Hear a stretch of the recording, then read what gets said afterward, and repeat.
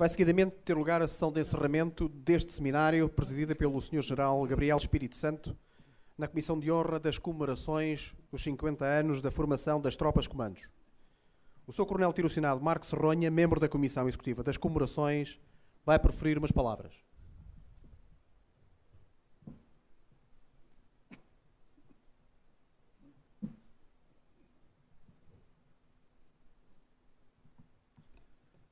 Muito boa tarde, Sr. General Espírito Santo, Sr. Diretor-Geral, Sr. Diretor do Instituto, Srs. Oficiais Generais, camaradas das delegações estrangeiras, convidados, ministros, meus senhores. As minhas palavras vão ser muito curtas, vão essencialmente tentar aqui rapidamente, em 2 ou 3 minutos, tentar sintetizar, enfim, não terei a alevosia de lhe chamar conclusões, que não o são por assim dizer, uma súmula de pistas que funcionarão mais, espero eu, como um takeaway para a reflexão futura, do que propriamente como conclusões definitivas, que não o são, volto a dizer. Mas julgo que, para quem acompanhou este seminário nestes 2 dias, julgo que ficou, de algum modo, provado que a CPLP pode, de facto, funcionar como uma plataforma de cooperação multilateral no âmbito da segurança e defesa. E podemos utilizar as forças especiais como spearhead ou uma ponta de lança para o desenvolvimento deste processo. Julgo pelas conferências que foram aqui proferidas, pelo interesse enfim, mostrado por todos os intervenientes, julgo que temos aqui, caso, é evidente, os órgãos de decisão política e diplomática assim o entendam, há condições para isto evoluir neste sentido.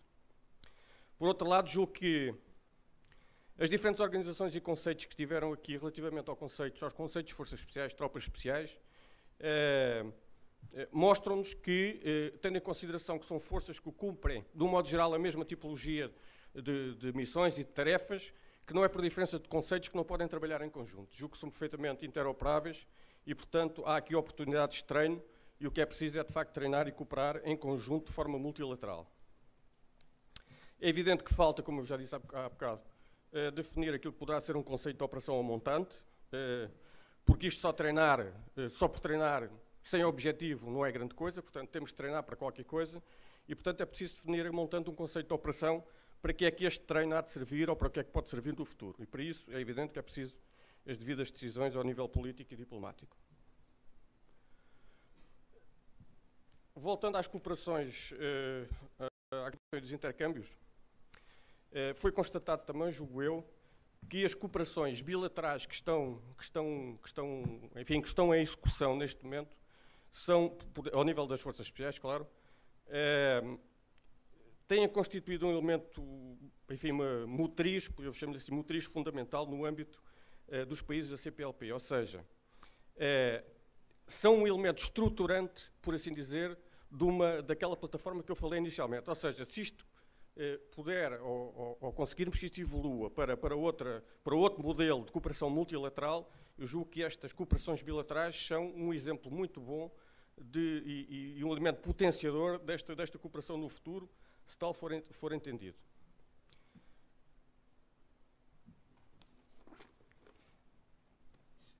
Eu julgo, eu pus aqui uma nota que tem muito a ver que as cooperações entre forças especiais de diversos países, por vezes é preciso resolver um dilema entre algum grau de secretismo que este tipo de forças têm e o grau de interoperabilidade que têm que ter quando atuam em conjunto.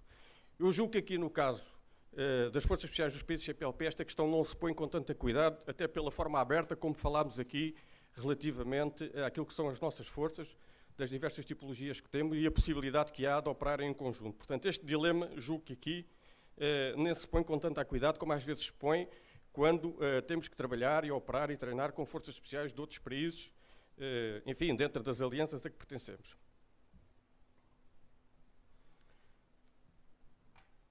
Foi falado aqui uma questão no painel 1, no painel hoje de manhã, sobre as novas tipologias de conflitos, sobre o uso político das forças especiais e a possibilidade de serem cumpridas todas as missões. Ou seja,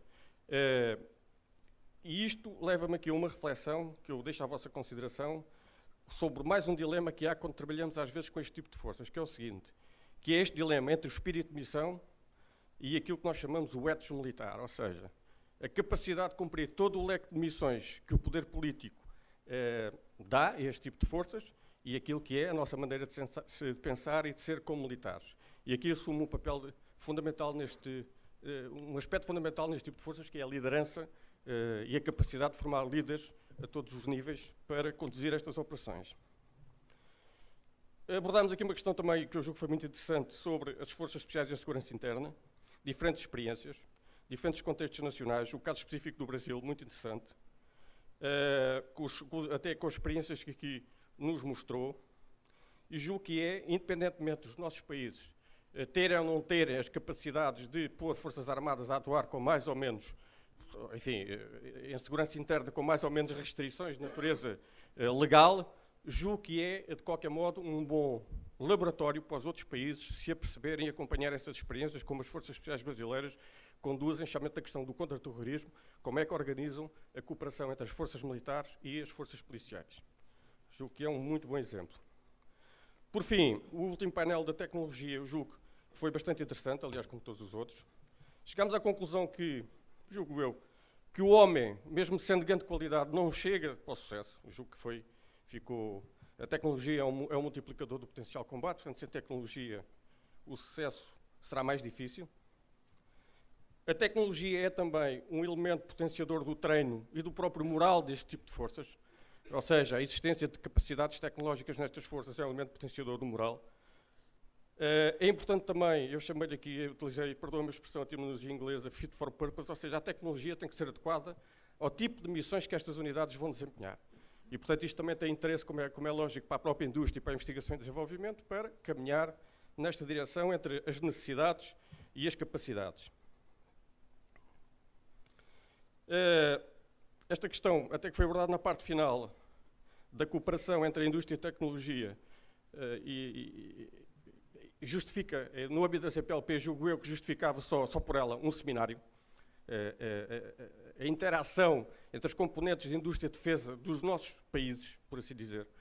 Nós tentámos aqui abordar, é evidente que foi muito centrado, enfim, por questões que vocês percebem, em Portugal, mas era importante ter aqui também, se calhar, representantes de outros países para debater a questão da tecnologia e das indústrias de defesa no âmbito da CPLP.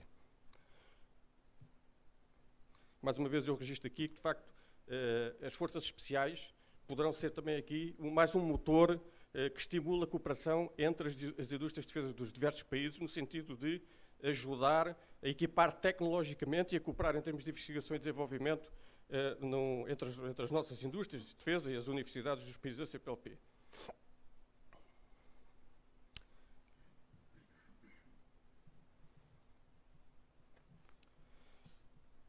E eu ficava por aqui.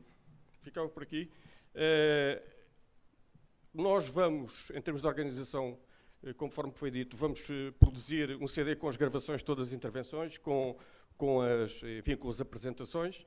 Será passado a escrito depois para serem produzidas umas atas daqui por pelo menos um mês ou dois, mas de qualquer modo, pelo menos da parte da organização, agradecer a todos os participantes e os conferencistas a qualidade das vossas intervenções.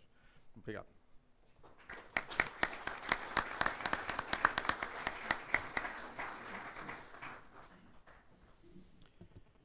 O Dr. José Lobo do Moral, Presidente da Direção Nacional da Associação de Comandos, vai proferir umas palavras de encerramento.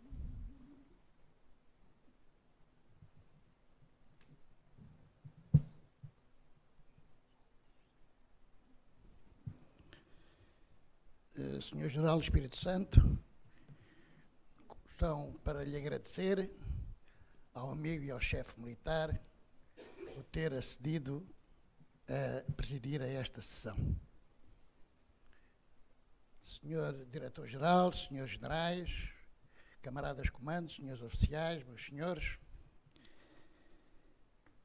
vai chegando ao fim este primeiro seminário que a Associação de Comandos encheu o peito e fez. E digo vai chegando ao fim porque, verdadeiramente, estes 50 anos em que comemoramos a formação dos primeiros comandos em Zemba só terminam amanhã, às 11 horas, na Serra da Carregueira, Casa-Mãe de Comandos, Chão de Comandos, com o encerramento de mais um curso, com o significado profundo de que os comandos vão ficar mais ricos, os comandos vão ficar mais fortes, porque amanhã vamos receber nesta família que tem 50 anos novos camaradas. E aproveito para saudar o comandante do CTC, que aqui está presente, e os meus camaradas que usam, como eu, um crachá ao peito. Meus senhores, queria agradecer também ao seu diretor-geral ter acedido a usar a palavra nesta sessão, e também ao meu amigo Luís Tomé, o ter mais uma vez ter acedido a juntar-se nas coisas que vamos organizar. Muito obrigado. Falou-se aqui de CEPLP, de cooperação, e sobretudo falou-se dos países e das nossas terras, das nossas terras de onde, e da nossa língua, de onde se vê o mar. Eu começava por pedir ao meu camarada, Tenente-Coronel Augusto Coelho, presidente da Associação de Comandos, que aqui viesse, porque vos quero apresentar. A Associação de Comandos de Angola é a nossa parceira privilegiada e há muitos anos que vimos desenvolvendo projetos de cooperação e amizade de forma fraterna e consequente. Muito boa tarde. Portanto, a nossa associação de comandos, conforme disse o Dr. Lobo do Amaral, tem estreitos laços de cooperação e amizade, que têm sido desenvolvidos desde o ano de 2002. Portanto, honra-nos a nossa presença e a presença, portanto, Suas Excelências participaram neste seminário, portanto, dentro das comemorações do 50º aniversário dos comandos portugueses. Portanto, nós, com os nossos camaradas que estão no ativo, iremos procurar fazer o que foi dito, que este seminário se possa repetir, portanto, também nos outros países da CPLP e da comunidade dos países de língua portuguesa, e que, portanto, tudo venha a acontecer. Portanto, falou-se de temas que para nós têm uma importância muito fundamental. Portanto, a paz que hoje vivemos em Angola, fruto de muitos esforços, e, portanto, ao vivermos em paz, não quer só dizer apenas que é ausência de guerra, mas é tudo quanto levou para que esta paz de facto acontecesse e estarmos a viver numa situação de normalidade. Portanto, os nossos agradecimentos, ao Dr. Lobo do Amaral, às Suas Excelências, pelos temas, pelo desenvolvimento, pelos debates, e que tudo corra bem. Muito obrigado.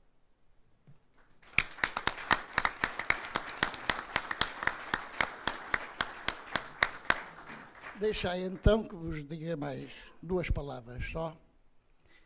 E a primeira é para agradecer a vossa presença ao longo destes 2 dias de salas cheias. E como se está a usar tanto aqui já, e bem, as expressões do nosso irmão do outro lado do Atlântico, do Brasil, eu queria aqui agradecer a vossa presença, porque muito prestigiaram a Associação de Comandos. Está bem dito? Ora, falarmos de CPLP e do que aqui se passou, é constatarmos, antes de mais, que esta comunidade é uma comunidade de afetos. É a principal característica desta comunidade e é, a meu ver, a grande força desta comunidade. Conhecemos-nos todos, tutuamo-nos todos, e a prova do que digo é esta sala e foi este seminário. Permitam-me que com alguma vaidade vos diga que pela primeira vez se juntou as chefias de topo, chefias militares das forças especiais dos nossos países, de Angola, de Cabo Verde, do Brasil, de Moçambique. Nestes dias em que abertamente se falou do que é, do que fez, do que é que pretende ser estas forças, esta gente que partilha os mesmos valores, e por isto é a força desta comunidade que aqui representamos, eu diria que nestes 2 dias fomos todos angolanos, fomos todos brasileiros, fomos todos cabo-verdianos, moçambicanos e portugueses. Lembro assim, e parafraseio, o grande mestre que foi Agostinho da Silva. É esta força que nos faz continuar. E ontem em conversa, ou antes disso, eu gostava de vos contar como nasceu esta ideia. A primeira vez que eu falei neste projeto foi em Luanda, onde estava ao abrigo dos programas de cooperação com a Associação de Angola, numa conversa com o então, hoje, Senfa, então vice-Senfa de Angola, com o general Nunda. Porque nada disto, desta ideia, fazia sentido se não nos juntássemos todos. E Angola, naquele momento, era para nós muito importante, como é ainda, mas era muito importante. E eu, assim, meio timidamente, falei ao general Nunda e perguntei-lhe se um dia construíssemos este projeto, se Angola apoiava. E a primeira conversa nem era alargado, era entre Portugal e Angola. Era uma ideia, que aliás o general Filomeno estava presente nessa conversa, que era, começamos em Lisboa e acabamos em Luanda, ou acabamos em Luanda ou começamos em Luanda e acabamos em Lisboa. E a conversa foi, vamos pensar, já lá vão 5 anos, para aí 6 anos. A ideia foi amadurecendo e este ano dos nossos 50 anos, conversámos entre nós e com uma equipe coordenadora inteligente, disponível e com grande capacidade de realização, e nela saúde o meu amigo e camarada cordial Tirocinado, a quem todos aproveitamos para lhe dar os parabéns pela sua promoção a general, com o coronel Raul Monteiro, e ao princípio, com hoje também general Beia Afonso, metemos mãos a isto. Aqui está. Deus quer, o homem sonha, a obra nasce. E isso é tanto verdade que em conversa entre nós, eu disse ontem, e eu chamava aqui a atenção, que é a primeira vez que o Brasil participa, porque mais ou menos nós vamos nos conhecendo todos. O Brasil vem a primeira vez, de forma entusiasmante e também com o seu comandante das Forças Especiais. Eu dizia que isto era pena se ficasse por aqui, que agora tínhamos que continuar para o ano que era outro país e fazermos a roda dos países anual. E o general Freire Gomes disse para o ano em Goiânia. Está assente, Sr. General. Está combinado. Marcamos encontro para o ano em Goiânia. E daqui a 2 anos marcamos encontro em Angola, não? Está feito o programa para os próximos 2 anos.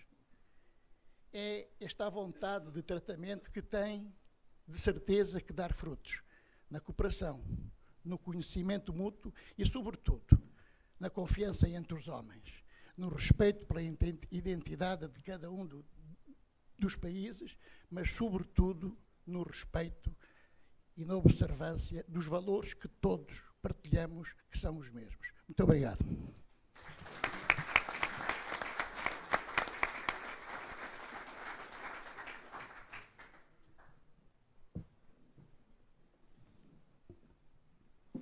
Seguidamente, o professor Luís Tomé irá proferir uma intervenção subordinada ao tema Evoluções e Transformações na Segurança Internacional e Atlântica. O professor Luís Tomé é professor da Universidade Autónoma de Lisboa, no Departamento de Relações Internacionais e no mestrado em Estudos da Paz e da Guerra nas Novas Relações Internacionais. É professor convidado no Instituto de Estudos Superiores Militares e no Instituto de Defesa Nacional. É coordenador científico no Observatório de Relações Exteriores e diretor adjunto do Janus Anuário das Relações Exteriores e da revista científica Janus.net e Journal of International Relations. Foi investigador da NATO, elaborando o relatório Rússia and NATO's Enlargement 2000. Foi assessor da vice-presidência do Parlamento Europeu durante a legislatura 1999 a 2004. É investigador nas áreas das relações internacionais, geopolítica e segurança. É autor e coautor de mais de uma dezena de livros e de inúmeros ensaios e artigos publicados nas revistas da especialidade. É também responsável por vários projetos de investigação membro de diversos grupos de estudo e autor da website europasia.net. É conferencista no país e no estrangeiro, é ainda comentador habitual de assuntos de política internacional e segurança em vários órgãos de comunicação social. É doutor em Relações Internacionais pela Faculdade de Economia da Universidade de Coimbra, mestre em Estratégia pelo Instituto Superior de Ciências Sociais e Políticas da Universidade Técnica de Lisboa e licenciado em Relações Internacionais pela Universidade Autónoma de Lisboa. Tem a palavra o professor Luís Tomé.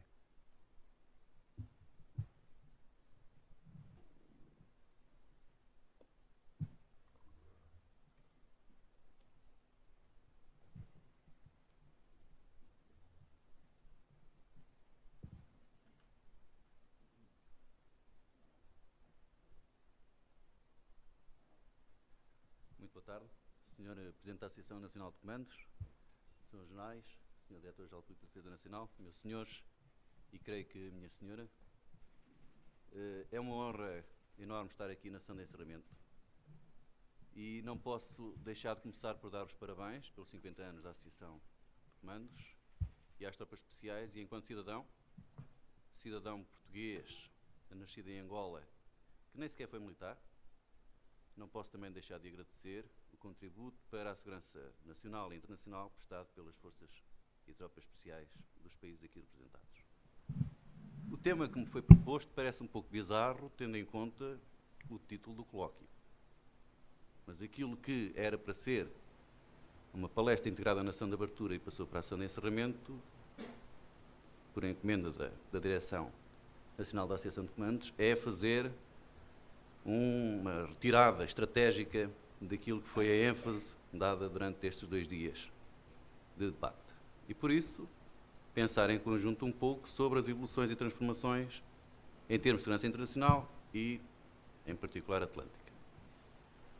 E, enfim, eu não sou particularmente velho, mas regressando 20 anos atrás e fazendo a ponte 20 anos depois, quase podemos dizer que tudo mudou em termos de segurança internacional. Quase tudo. Porque verdadeiramente a segurança continua a ser uma preocupação fundamental dos povos, das comunidades, dos Estados, continua a consumir vidas, continua a consumir recursos. Mas de resto, praticamente tudo mudou. Daquilo que eu me proponho fazer é passar em revista estas alterações fundamentais, perceber o impacto que tem, enfim, sobre a segurança na nossa região atlântica.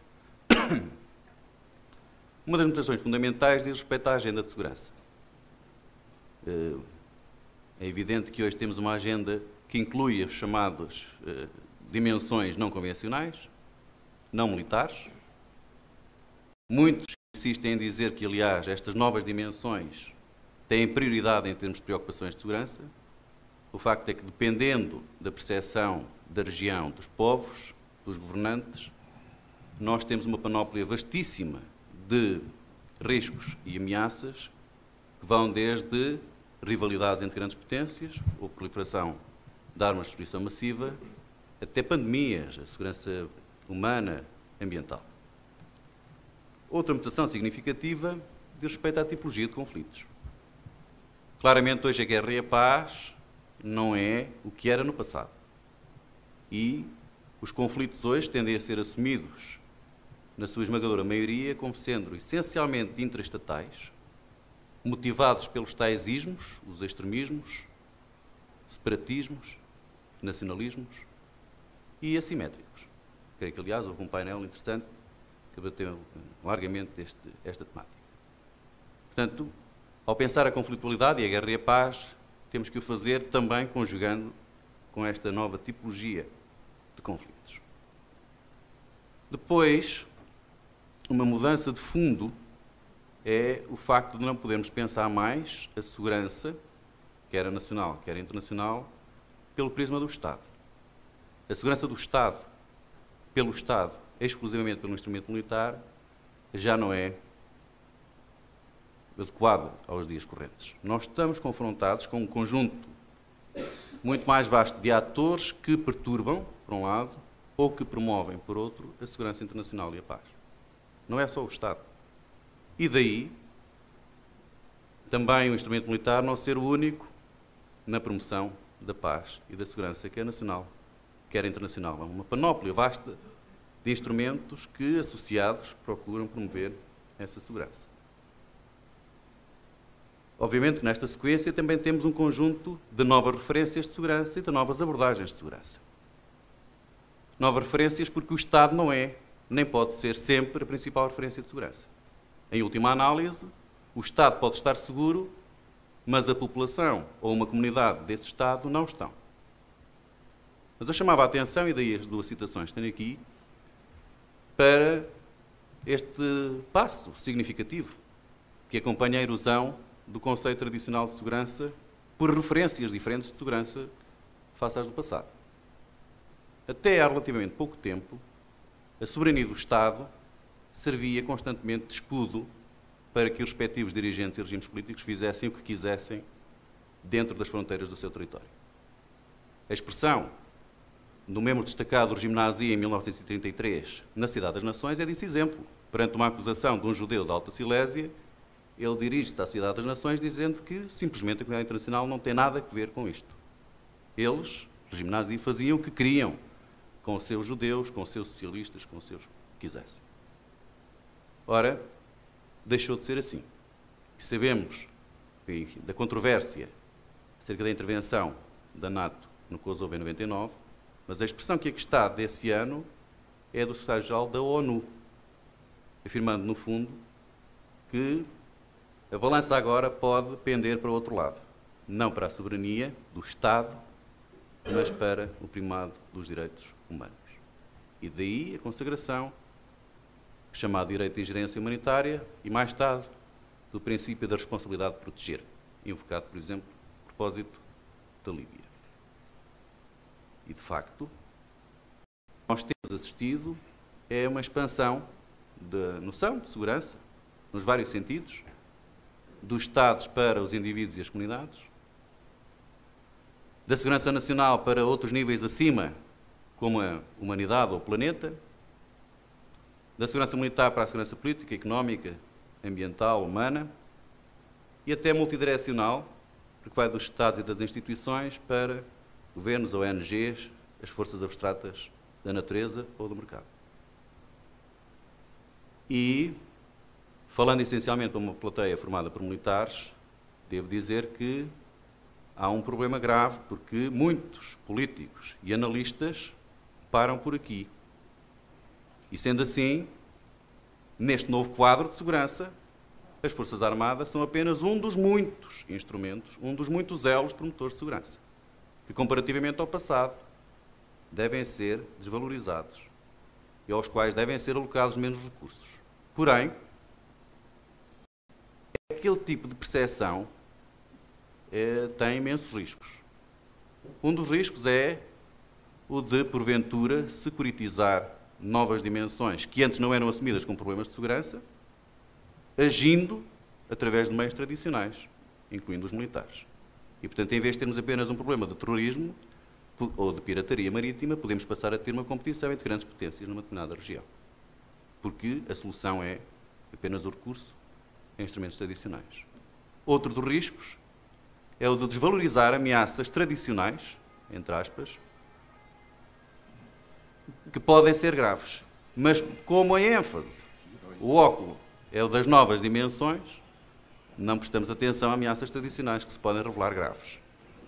E, finalmente, o tal risco de desvalorizar o instrumento militar para favorecer outros instrumentos e aumentar a insegurança, porque se diminuem os meios para um setor fundamental como o militar. Depois também entrou na moda, há uns anos, este princípio de comprehensive approach.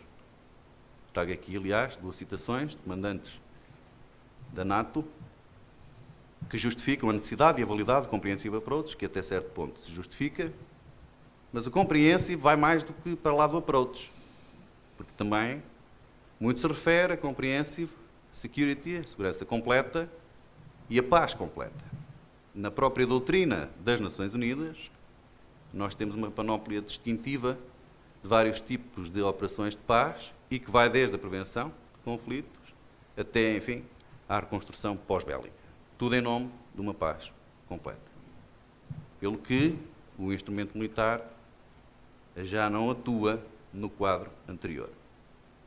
Eu não sei porque o slide foi cortado, mas o que dizia a frase de cima é que, apesar de todas as mutações dos novos atores, o Estado continua a ser o maior responsável e a ter a principal responsabilidade na segurança nacional e internacional. Não vale a pena pensar noutro tipo de atores, porque o Estado é o primeiro principal responsável. E o meio de o fazer continua a ser, essencialmente, o instrumento militar. É o Estado e o instrumento militar, apesar das evoluções incontestáveis. Simplesmente, também, sobre as Forças Armadas, há consequências destas alterações. Uma dessas consequências terá a ver com as missões típicas e tradicionais, uma mudança, aparentemente, no quadro geral, da proteção e da dissuasão para a prevenção, a gestão e a projeção, tendo por base a afirmação. E talvez seja esta a explicação e este entendimento, por parte de muitos, mas não todos, os dirigentes políticos, que justifica este quadro, em que, é claro, a partir de uma fonte independente, que hoje se gasta mais em armamento do que se gastava no tempo da Guerra Fria. Apesar do tal desanuviamento, da tal valorização de outros instrumentos, da tal multiplicidade de ameaças e riscos, o facto é que continuam a haver muitos Estados e regiões a gastar em armas, mais do que se gastava antes de acabar a Guerra Fria. Se virem com atenção, o quadro, só há uma exceção. Há uma única região em que se gasta menos agora do que se gastava antes, que é a Europa. E, em particular, a Europa, digamos, comunitária e aliada. Todas as outras regiões gastam mais, algumas delas, aliás, substancialmente mais, incluindo a África, incluindo a América do Sul, incluindo a Ásia e Pacífico. Muito mais. Nós estamos ao arrepio desta tendência. Haverá várias explicações, mas o facto é que, como veem, não gastam apenas, procuram dotar-se de mais e melhores capacidades. No top 6 dos maiores importadores de armas estão 6 países da Ásia e Pacífico. Os 5 primeiros são da Ásia. Buscam, incessantemente, dotar-se, pelos vistos, de capacidades para que alguns pretendem atribuir menos recursos. Uma das razões pode ser o facto de terem mais dinheiro. Muitos destes países têm manifestamente mais dinheiro, portanto podem alocar mais recursos também à defesa.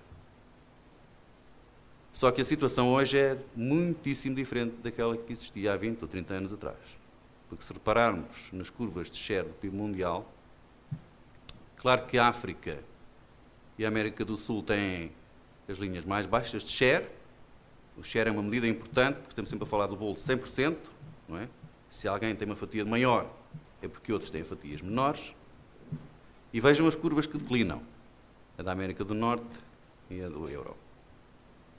Ao invés da Ásia Pacífico, já representa cerca de 40% do PIB mundial. Muitíssimo mais, e obviamente a região que desperta as atenções, e isso tende a tornar, ou já é mesmo, e eu defendo isso há algum tempo, o centro da geopolítica mundial. E a tendência no futuro é para que isso sim continue. Portanto, quanto mais poder económico à partida, mais recursos terão para se continuar a fortalecer militarmente, com implicações em muitos domínios que afetam diretamente a segurança, em particular a segurança económica e energética, dado, por exemplo, o impacto que tem na procura de energia, como se vê por estas curvas. Ora, uma das transformações que vale a pena sublinhar também em termos de segurança internacional é o novo jogo de poder. Há ainda uma superpotência, mas há várias outras grandes potências em ascensão, com destaque para a China, mas não só, sendo que várias destas grandes potências residem fisicamente, geograficamente, na Ásia. Na zona do Atlântico, aparentemente, são menores. A única que ciclicamente é referida como potência emergente é o Brasil e, de vez em quando, a África do Sul. Apesar de tudo, não comparáveis à dimensão e ao impacto de uma China, ou de uma Índia, ou de um Japão. Mas é por estas razões económicas e estratégicas que os Estados Unidos assumiram declaradamente, e para nós no Atlântico isto tem que ser acompanhado com muita atenção, assumiram definitivamente que a sua prioridade é a Ásia-Pacífico. Como se vê pelo número de efetivos que existiam e que existem agora na Europa e na Ásia-Pacífico, antes tínhamos muito mais, agora temos menos do que a Ásia-Pacífico, e a somar ao dispositivo que eles têm no Afeganistão. Portanto, quando pensamos a segurança internacional e também a segurança atlântica, vale a pena ter em conta estas linhas de força, porque, infelizmente, nenhum dos países da CPLP, nenhum dos países de língua oficial portuguesa é determinante no cenário internacional. E, portanto, temos de ter a noção de que as nossas opções e decisões assentam nas decisões de outros. Dependem de outros. Nós não somos determinantes. É no quadro em que outros são mais decisivos do que nós. Curiosamente, e apesar da centralidade da Ásia-Pacífico, os Estados Unidos criam, neste mesmo contexto, um comando para a África. Operacional desde 2007 e, de acordo com aquilo que são os dados oficiais disponíveis na internet no site do próprio comando, tem esta missão e estas tarefas militares, assumindo a defesa dos interesses americanos, claro que propagandeando também outros interesses, mas assumindo isto declaradamente. Reparem, é que a linha divide o Atlântico Sul, tal como o comando europeu chega até metade do Atlântico Norte. Portanto, o Atlântico é dividido por uma cruz na divisão da responsabilidade dos comandos americanos, geograficamente. Não é uma unidade nem no Atlântico Norte, nem no Atlântico Sul, quanto mais em todo o Atlântico. O que é bastante curioso, e agora que tanto se discute das Lajes e dos Açores, vale a pena observar isto. Mas, enfim, uma última grande modificação em termos de segurança internacional que eu gostaria de sublinhar, para depois concluir, tem que ver com este multilateralismo proliferante em termos de promoção da paz e da segurança. Às vezes, não sei se por cinismo, porque nestas coisas há muitos cínicos, ou se por incompetência, descreve-se o sistema internacional atual como sendo unilateral. Ora, não é verdade de todo. Nunca houve tanto multilateralismo, nunca houve tanta organização internacional, com tantos Estados-membros, tantos tratados, convenções, com tantos Estados-parte, jamais houve. E tanto é assim que nos últimos 20 anos as Nações Unidas passaram a ter um papel muitíssimo mais ativo, com muito mais capacetes azuis, mais missões, não chegam para as encomendas, e além das Nações Unidas, outras organizações regionais passaram também a fazer as suas próprias missões de paz e segurança. Os números são o que são, e não mentem. São os dados das Nações Unidas. Há um aumento exponencial do número de capacetes azuis desde 1990. Como há, aliás, no número de missões, porque, obviamente, em tempo de Guerra Fria, havia muito constrangimento e poucas decisões. Já agora, reparem que as Nações Unidas, vejam os números, conseguiram fazer o total das suas operações de paz, o total, com um orçamento que é semelhante ao do Reino Unido num ano. As décadas todas de operações de paz das Nações Unidas representam um custo semelhante ao que um país como o Reino Unido ou a França gastam num ano, apenas. Portanto, o custo-benefício é óbvio. As Nações Unidas muito mais ativas. Porém, há dilemas, e um dos dilemas é este. Se repararem no ranking dos países que contribuem financeiramente para as operações das Nações Unidas, o que nós temos são os países ricos. Todos. No ranking. Mas no ranking dos países que dão efetivos para as operações, o que nós temos, essencialmente, são países do chamado ainda terceiro mundo. Portanto, os ricos pagam, carne para canhão dão os países do terceiro mundo. Por várias razões, é certo também em busca de melhores condições de vida, mas há uma opção política por trás disto.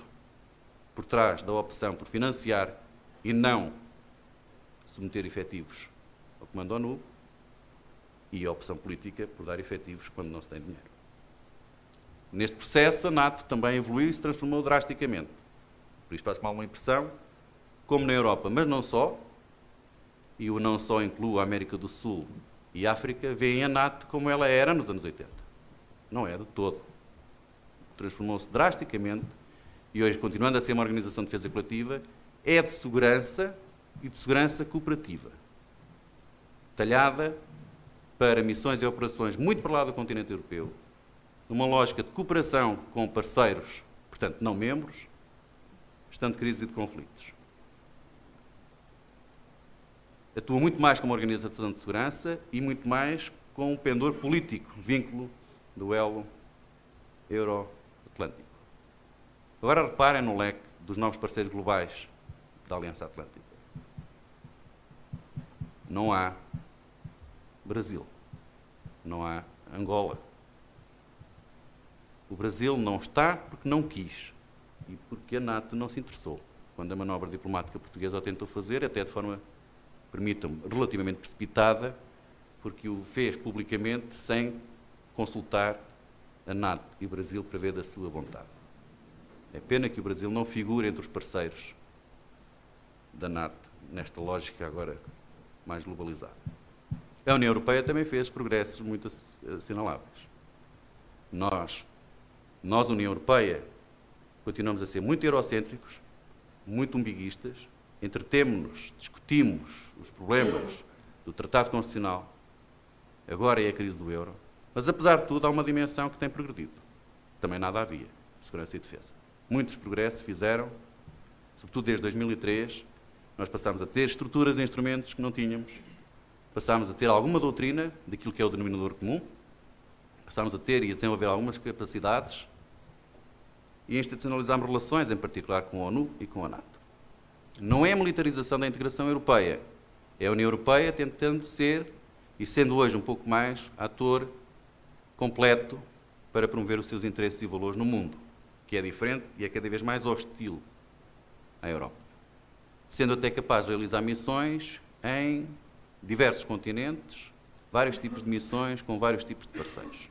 Portanto, aparentemente, a União Europeia hoje não só é mais completa, como é mais autónoma, dispondo de capacidades de decisão e de atuação.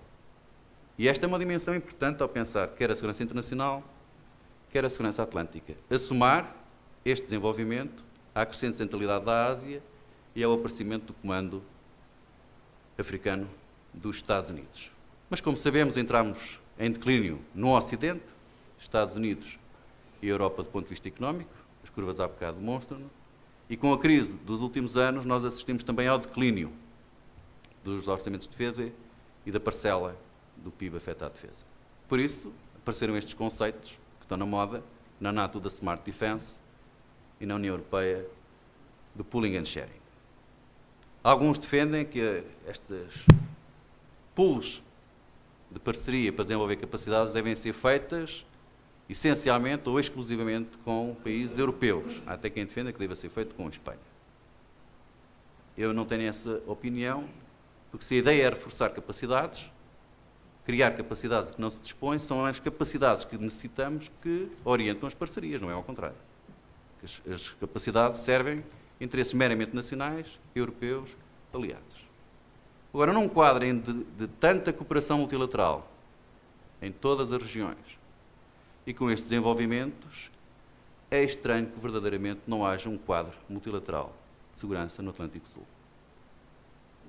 É estranho que não haja, seja no âmbito da CPLP, seja noutro quadro, de facto, um organismo de segurança para o Atlântico Sul. Este organismo deveria fazer parte, devia ser projeto dos Estados ribeirinhos do Atlântico Sul, e não só, mas não numa lógica de competição. E aqui, é pena não estar cá o professor Darco Costa, porque era um debate interessante, tenho muitas dúvidas que a lógica de o fazer anti-Estados Unidos tenha sucesso. Não creio que seja possível a Europa, nem seja possível qualquer emergência do Atlântico Sul e de um quadro securitário anti-Estados Unidos. A questão é que nós estamos no Atlântico, Portugal, Brasil, Angola, Cabo Verde, Santo Tomé e Guiné-Bissau. Moçambique também poderia fazer parte disto, tal como a Turquia faz do Atlântico Norte, não há razão para Moçambique não estar. Mas Se o mundo se vira mais para a Ásia-Pacífico e para o Pacífico, nós não podemos perder o pé, desvalorizando nós próprios o Atlântico. A região de onde depende o nosso comércio, de onde depende largamente a nossa própria segurança. E se não o fizermos, outros não o deverão fazer por nós. E é uma área em que poderíamos fazer. Mas para isso não podemos continuar sentados no sofá, sejam militares, sejam académicos, sejam dirigentes políticos. Porque o mundo nos é mais hostil. Eu sei que há perspectivas otimistas e pessimistas, mas se não contribuirmos para cuidarmos do nosso Atlântico, Norte, no caso de Portugal, e Sul, Portugal, com os seus parceiros de expressão portuguesa, nós vamos viver num mundo assim, em que todos nós somos mais periféricos. Todos nós seremos bastante mais periféricos. Em que os nossos valores e os nossos interesses, obviamente, não serão acautelados por outros. E os de outros, os tais emergentes asiáticos, têm noções que não são necessariamente das nossas. Por isso, no fundo, a minha mensagem era para que revalorizássemos o Atlântico nos nossos projetos nacionais e conjuntos. Muito obrigado.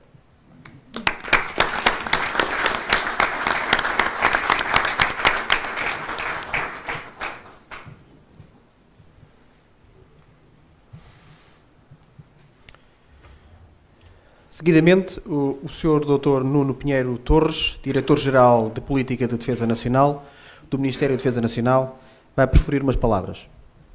Sr. Doutor.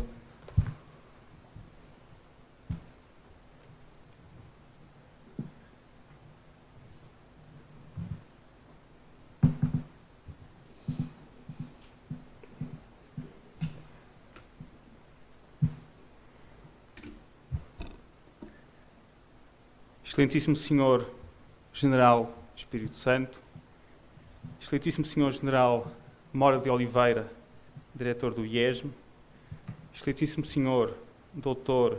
José Lobo do Amaral, Presidente da Direção da Associação de Comandos, Excelentíssimo Senhor Professor Dr.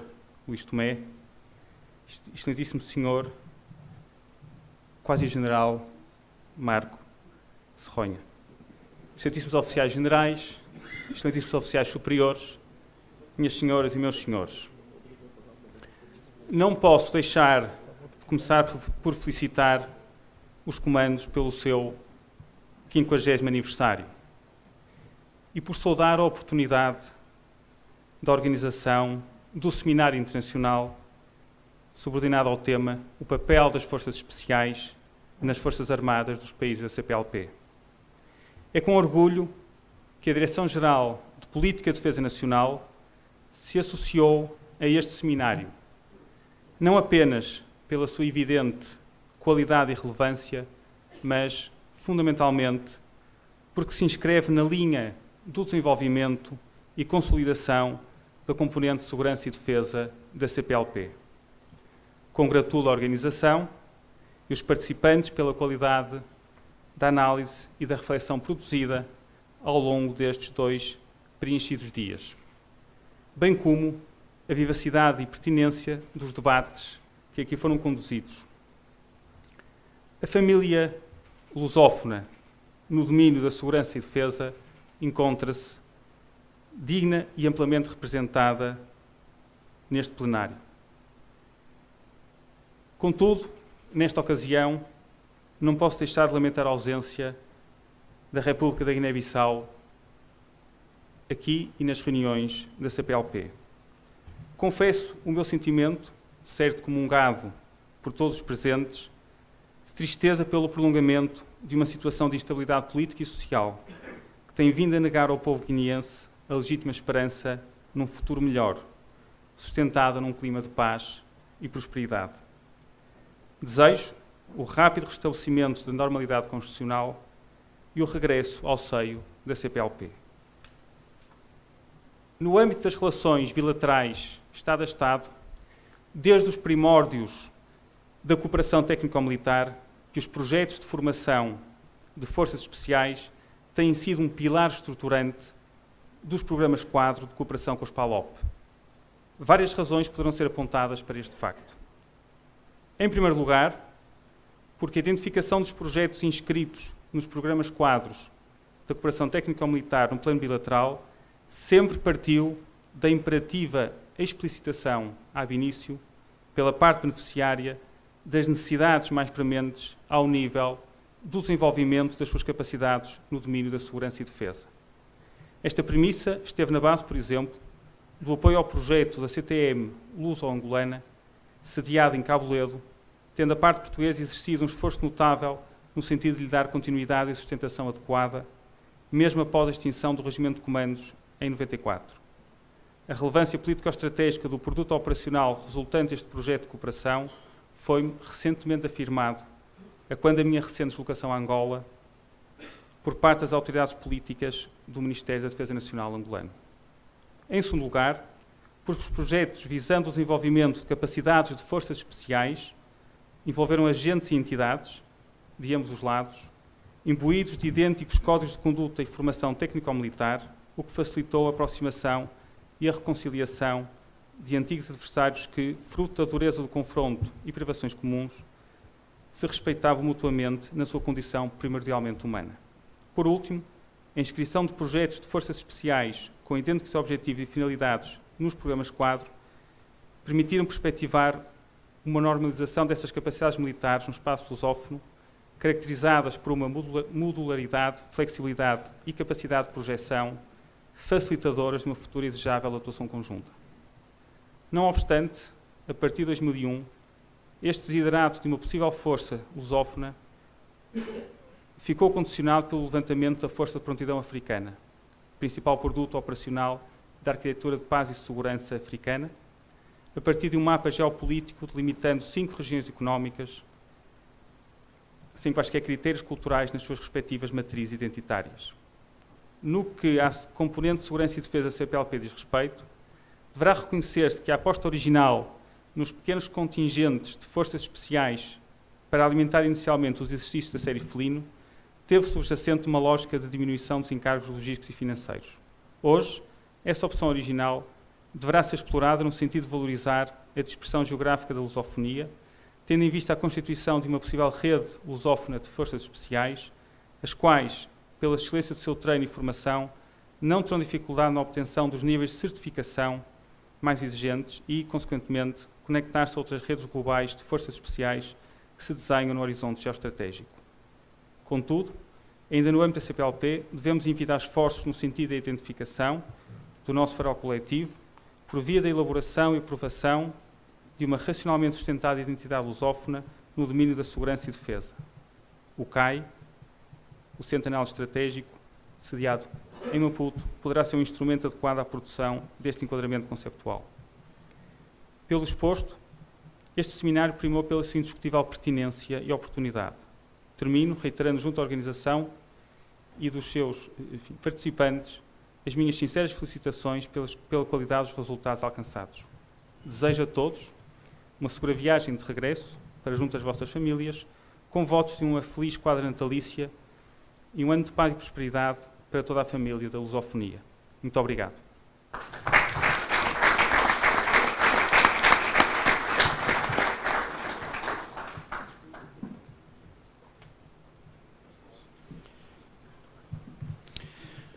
Seguidamente, o Sr. General Gabriel Espírito Santo, membro da Comissão de Honra das comemorações dos 50 anos da criação das Tropas Comandos, vai proferir a intervenção de encerramento deste seminário.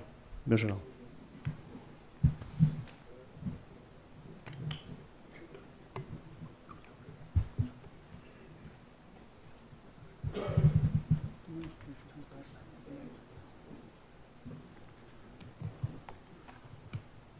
Boa tarde.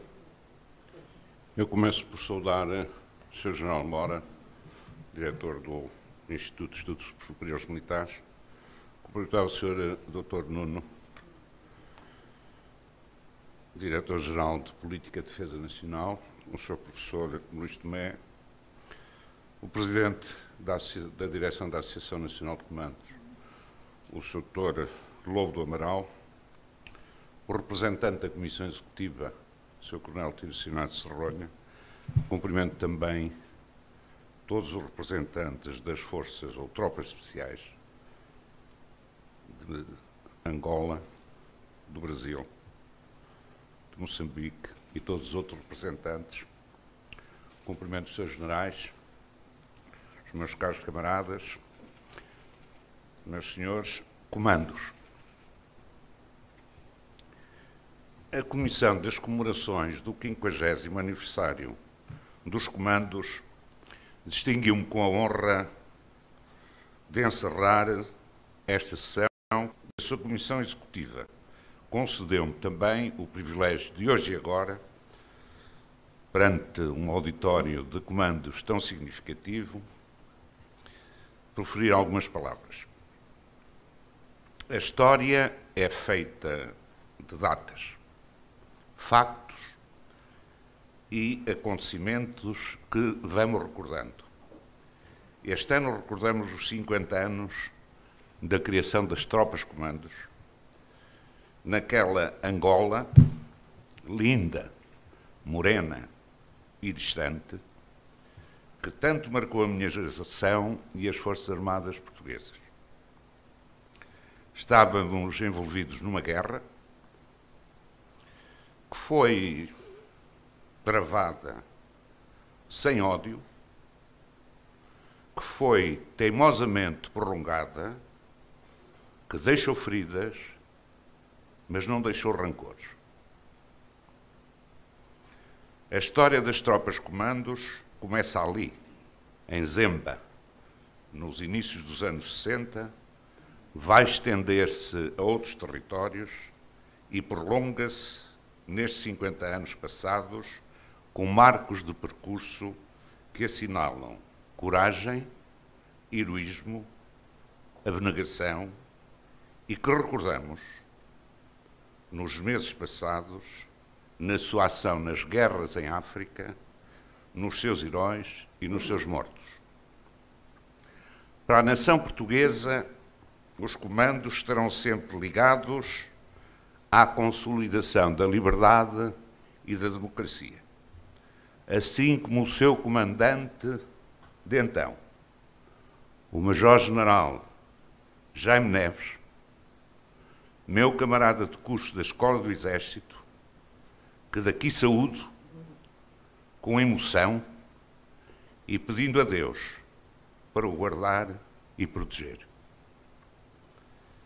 Também municípios e localidades quiseram juntar à sua toponímia a homenagem aos comandos, demonstrando que a relação da nação com as Forças Armadas, por mais que sejam as tentativas de as enfraquecer, continuam sólidas.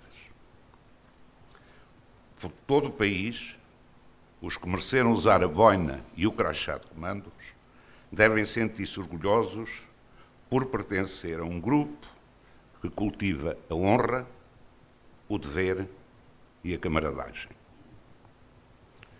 Pensamos que este ano marca a história dos comandos e a sua comissão organizadora deste aniversário cumpriu a sua tarefa, pelo que está também de parabéns. O seminário que agora encerra sobre o tema o papel das Forças Especiais nas Forças Armadas dos países da CPLP é um dos marcos destas comemorações. A sua forma e conteúdo merecem algumas considerações. A primeira é que a Comunidade de Países de Língua Portuguesa é um espaço, acima de tudo, intercultural, que, centrado numa língua comum, procura fortalecer laços de uma identidade com fortes marcas culturais conjuntas no passado. A aculturação, como dizem sociólogos consagrados, foi uma das formas peculiares do colonialismo português. E no espaço cultural da CPLP, a arte militar, isto é, se entendermos a arte militar como uma forma de gerir a violência na guerra, deixou essa arte marcas de aprendizagem mútua que será bom preservar e transmitir como cultura para manter a paz A arte militar que pertence ao espaço do pensamento e da cultura militares, que se vai transmitindo na sua essência pelas Forças Armadas dos Estados e que se vai adaptando ao evoluir interno das sociedades e aos ambientes estratégicos e geopolíticos do globo, nos seus espaços, como bem nos explicou o Sr. Professor Luís Tomé. E a arte militar vai adaptar-se, não tenham dúvida, a essas transformações. Por o entendermos assim, no ano de 1999, e ainda em funções, propus à decisão política que se promovesse uma primeira reunião dos chefes de Estado-Maior das Forças Armadas da CPLP, que, sendo aceite, se realizou para tentar caminhos do futuro, assim como se iniciou nesse mesmo ano a série de exercícios Felino, e, portanto, que tem dado a sua continuação, e o seu diretor-geral já explicou o caminho em frente. Seguimos passos já iniciados e encontros de experiências continuou com os programas de cooperação técnico-militar, que se não têm tido maior amplitude, não é por falta de vontade, é, algumas vezes, por razões materiais. Muitos se debruçam sobre os possíveis conflitos do futuro e as formas que poderão tomar, incluindo o grau de violência que podem atingir. Não está fora das previsões a continuação de conflitos armados com diferentes atores do passado, mas com graus de violência que só poderão ser contidos e eliminados pela resposta armada, isto é, combatendo. Experiências de conflito recentes têm mostrado, como no passado, que nem tudo se resolve com potencial de fogo. E em ambientes tecnologicamente muito desenvolvidos, cada vez mais deixarão de existir situações de combate assimétricas. Uns e outros, de cada lado, terão as mesmas armas, os mesmos explosivos, os mesmos meios de tratar informação, os mesmos meios de comunicar. Os princípios da guerra irão manter-se, mas agora com maior relevância para a surpresa, a iniciativa, a segurança e a economia de meios. Entrar no ambiente dos possíveis adversários passará por utilizar combatentes mais capazes, motivados e preparados para altos níveis de sacrifício. Aqui terão o seu lugar as forças especiais, tal como foram concebidas na arte militar. Homens e mulheres altamente treinados e motivados para desempenharem missões onde o risco, o sentimento de grupo, o espírito de sacrifício e a violência assumem níveis acima do normal que se exige aos combatentes normais. As Forças Armadas de cada nação saberão o que exigir à seleção, treino e motivação das suas forças especiais. Em Portugal, os comandos foram pensados para satisfazerem aqueles níveis. Temporariamente esquecidos, estes parâmetros de exigência, por tabus e complexos, felizmente, contra algumas resistências, o exército português reativou esse corpo de tropas, que já tendo sido posto à prova em algumas missões fora do nosso território, mostrou que a decisão tomada na altura, está aqui a pessoa responsável pela decisão, o Sr. General Silva Viegas, foi correta.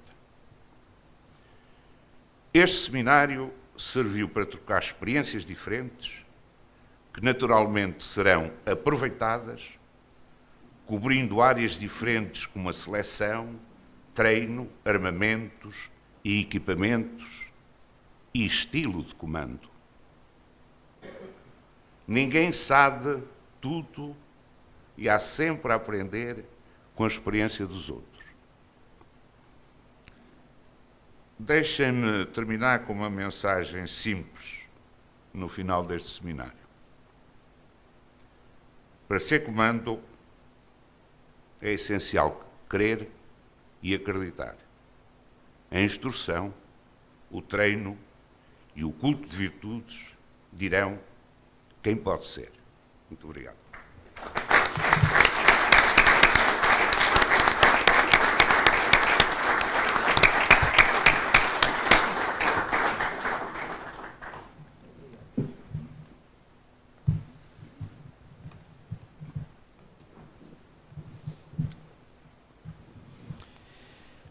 Em nome da Comissão Executiva das Comemorações do 50º aniversário da formação dos comandos, dá-se assim por encerrado o presente seminário. Agradecemos a vossa presença e participação. Muito boa tarde e um bom regresso a todos.